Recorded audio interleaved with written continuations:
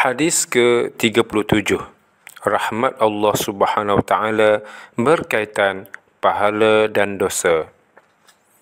Daripada Sayyidina Ibnu Abbas radhiyallahu anhuma bahawa Rasulullah sallallahu alaihi wasallam meriwayatkan hadis kursi daripada Tuhannya, baginda bersabda, sesungguhnya Allah Ta'ala telah memerintahkan malaikat menulis segala kebaikan dan kejahatan.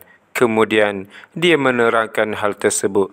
Sesiapa yang berniat melakukan suatu kebaikan tetapi dia tidak menyempurnakan niatnya, maka Allah Ta'ala menetapkan untuknya satu kebaikan yang sempurna.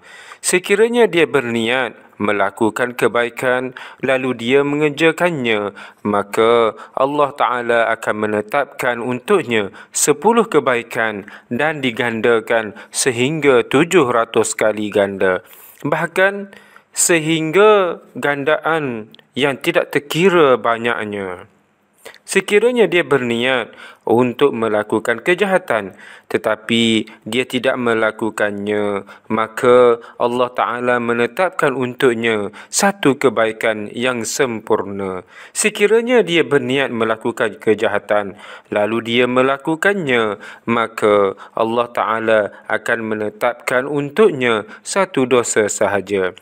Hadis ini diriwayatkan oleh Imam Al-Bukhari dan Muslim dalam kitab sahih mereka dengan lafaz-lafaz ini secara tepat. Pengajaran hadis.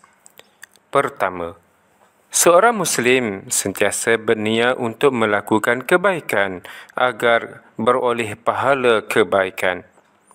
Kedua, seorang Muslim yang meninggalkan maksiat dengan ikhlas dan taat kepada Allah Subhanahu Wa Taala akan mendapat ganjaran pahala.